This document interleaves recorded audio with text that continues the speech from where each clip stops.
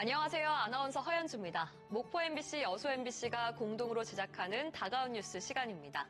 이번 주에는 전남 서부권의 최대 규모 사업장인 HD 현대사모 변전소에 화재가 발생했다는 소식과 함께 여수 산단 석유화학 업체 불황으로 어려움을 겪는 노동자들에게 지원금을 주는 사업에 수천 명이 몰렸다는 소식을 소개해드립니다.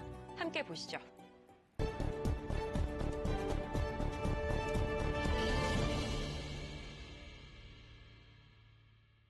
희뿌연 연기가 건물 밖으로 쉴 새 없이 솟구쳐 나옵니다. 어젯밤 11시 20분쯤 전남 영암군 삼호읍 대불산단에 위치한 HD 현대사모 지하 변전소에서 불이 났습니다. 그 건물 앞쪽은 좀 시커먼 연기가 나고 뒤에는 이제 하얀 연기가 나는데 좀 멀리서 봐도 연기가 심하게 계속 하늘로 치솟고 있거든요. 소방당국은 화재가 발생한 지 9시간여 만에 큰 불길을 잡았다고 밝혔습니다. 지하 변전소 안에는 고무 케이블 등 인화물질이 많아 완전 진화까지는 12시간 이상이 걸렸습니다. 지하 피트 부분에서 화재가 나다 보니까 저희들이 진입할 수 있는 공간이 없었습니다. 불이 난 곳은 조선소 전체에 전력을 공급하는 주요 변전시설. 조선소 내 소형 변전소 30여 곳에 전력을 전달하는 핵심 역할이다 보니 당분간 작업의 차질은 불가피해졌습니다. 특히 현재 도크 대부분이 고부가 선박 건조로 포화 상태인 가운데 도장과 용접 등 주요 공정이 멈추면서 선박 납기 지연 가능성도 커졌습니다. 이 경우 계약 위약금 발생은 물론 글로벌 선사와의 수주 신뢰도 하락, 후속 선박 건조까지 줄줄이 영향을 받게 돼 지역 경제 위축으로 이어질 수 있다는 분석도 나옵니다. HD 현대사모 측은 다음 달 10일까지인 휴가 기간이 끝나기 전까지 복구를 마무리하고 필요한 전력은 이동형 발전기 등을 사용해 확보하겠다는 계획입니다. 현재는 전력을 공급하기 어려운 상황이어서 비상 전원 또는 급한 전원에 대해서는 포터블 발전기를 이용해서 공급하려고 하고, 경찰과 소방당국은 케이블 관로 안에서 펑 하는 소리와 함께 불이 시작했다는 목격자 진술 등을 토대로 정확한 화재 원인과 피해 규모를 조사하고 있습니다. MBC 뉴스 김규입니다. 주차장의 시작과 끝을 알 수 없는 긴 줄이 생겼습니다. 빽빽한 인파 사이로 자동차가 비집고 지나갑니다. 여수 산단 석유화학 업체 불황으로 어려움을 겪는 노동자들에게 지원금을 주는 사업에 수천 명이 몰렸습니다. 여수 산단 쪽에 이렇게 일이 없다 보니까 놀고 있는 사람이 많은데 아무래도 도움이 되겠죠. 이번 사업은 전남도가 고용노동부 공모에 선정되며 국비를 확보해 추진했습니다. 산단 내 일용직 노동자에겐 150만 원, 재직자에겐 40만 원이 지급됩니다. 4,600여 명에게 선착순으로 지급하다 보니 어제 저녁부터 이렇게 긴 줄이 늘어섰습니다. 여수 시민이나 아니면 여기 공단에서 근무하시는 직원분들이 다 좀 혜택을 받을 수 있는, 좀 적게 받더라도 다 받을 수 있게끔 하면 좀 어땠을까라는 생각. 현장 접수만 가능했던 데다 일용직과 실직자의 규모를 제대로 예측하지 못해 예상보다 훨씬 많은 인파가 몰렸습니다. 폭염 속 그늘 하나 없는 주차장에서 순번을 기다리던 노동자들이 결국 발길을 돌리는 등 현장 불만이 쏟아졌습니다. 선착순으로 주겠다. 그러니까 사람들이 몰리잖아요. 지금 날씨 더운데 해안 끝에서 2시간, 3시간 서 있는 게 말이 안 되잖아요. 온열 질환자가 나올 새라 소방 살수차도 투입됐습니다.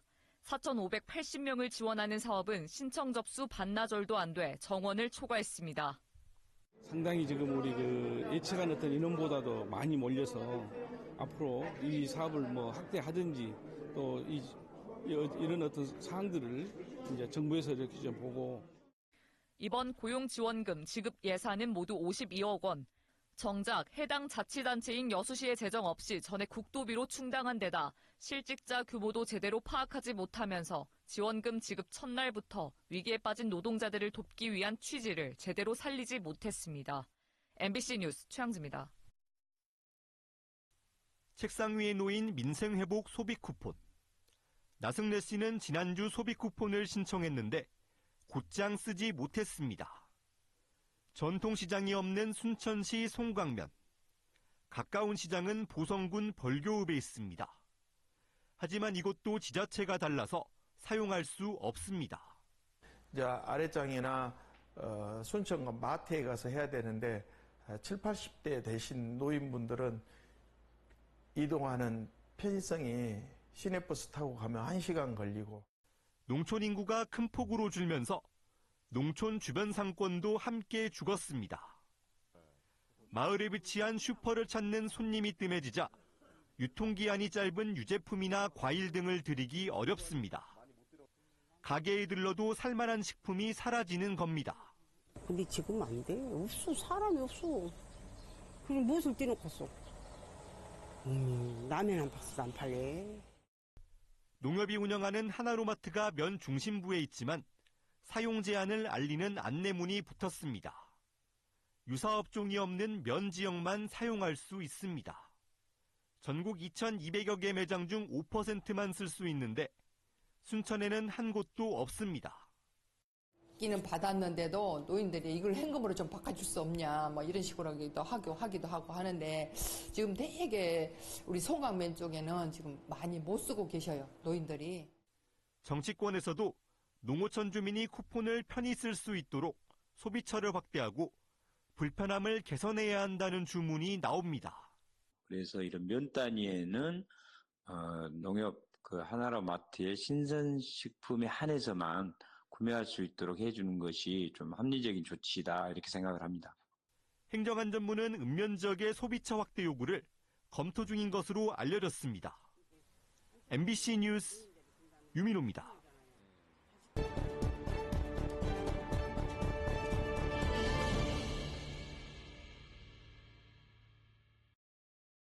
정부가 발표한 한국형 차세대 전력망, 이른바 마이크로그리드의 핵심은 한마디로 지능화입니다.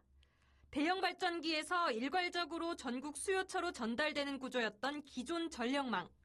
앞으로는 보내지고 남은 전기를 돌려보내는 양방향 개통이 가능해집니다. AI 기술이 전력 수요량과 발전량을 실시간으로 예측하고 통제해 전력망을 효율적으로 관리할 수 있게 되는 겁니다. 에너지 저장 장치 등을 활용해 재생에너지의 날씨에 따른 변동성도 극복하겠다는 구상입니다. 생산하고 남으면 저장하고 모자라면 저장해뒀던 전기를 사용하고 에너지를 효율화하는 최신 기술을 적용한 작은 전력망입니다. 이런 작은 전력망들을 전국에 만들어 그물처럼 연결하는 것이 미래형 전력 체계입니다. 재생에너지 발전 설비와 잠재량이 전국 1위인 전남에서 관련 실증 사업을 우선 추진합니다. 여수와 광양 지역의 철강, 석유화학 산업단지와 에너지공대, 지스트 같은 학교, 그리고 무안공항 등이 각각 마이크로그리드형 산단과 캠퍼스, 공항으로 조성될 예정입니다. 이를 통해 궁극적으로 지역에서 생산된 전력을 지역에서 소비하는 지산지소 체계를 구축하는 것이 목표입니다.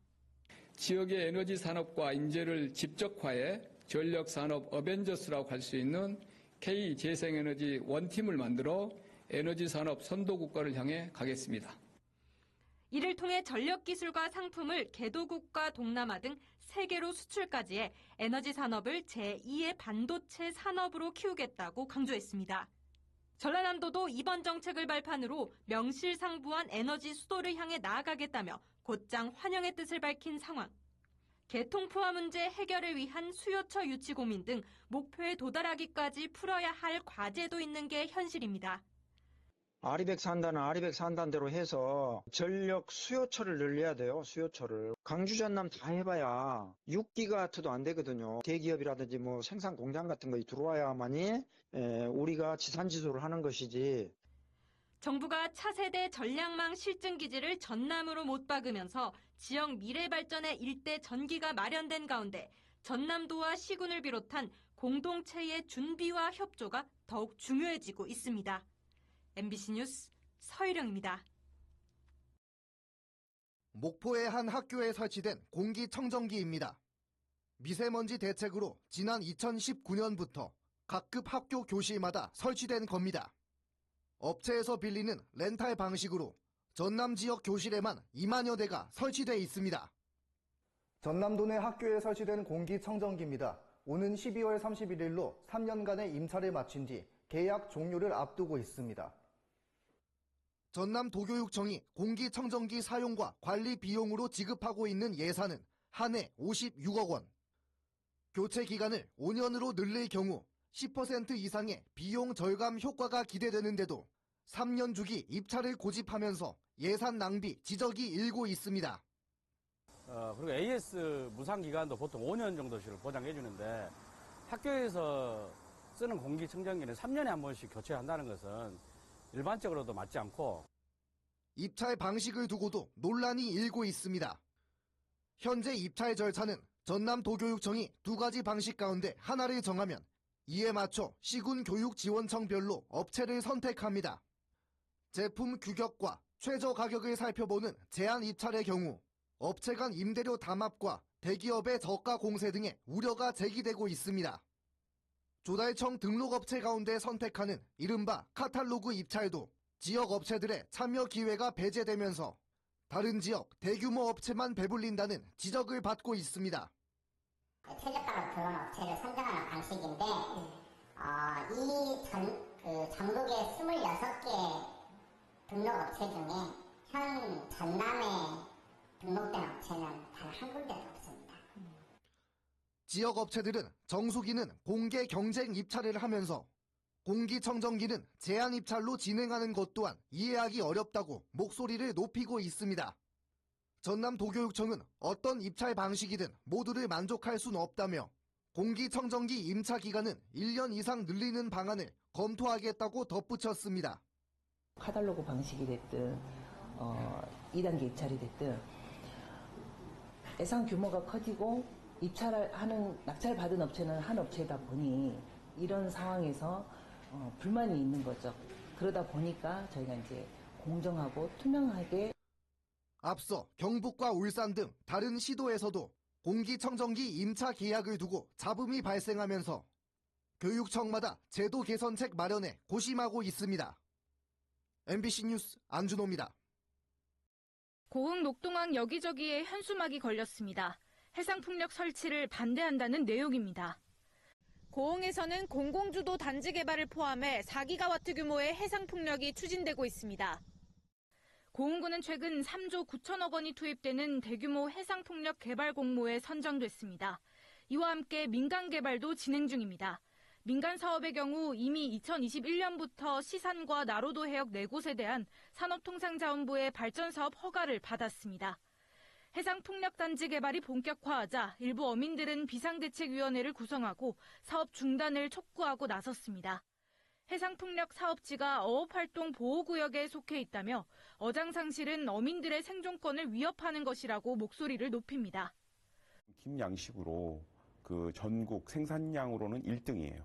고흥 자체가. 이 좁은 바다에서 이 어민들이 이뤄낸 성과, 업적을 놔두고 충분한 설명이나 어민들의 동의 절차가 없었다며 사업 추진 과정에 문제도 제기합니다.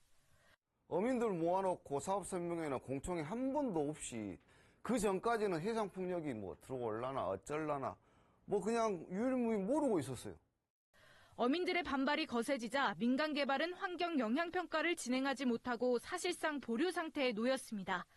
고흥구는 주민 동의 없이는 최종 개발 행위 허가를 내줄 수 없다고 밝혔습니다. 하지만 공공주도 단지 개발은 추진하겠다는 입장입니다. 단 긴 면허지를 피해 조성하고 대체 해역을 찾는 등 어민과 지역이 상생할 수 있는 방안을 찾겠다고 덧붙였습니다. 고흥구는 올해 해상풍력 사업 대상지 조사 용역에 착수할 계획입니다. 인근 영광군에서도 해상풍력에 반대하는 어민들이 상경 시위를 벌인 가운데 고흥 어민들도 해상 시위를 예고하고 있어 해상풍력을 둘러싼 갈등은 더 격화할 것으로 보입니다. MBC 뉴스 김담입니다.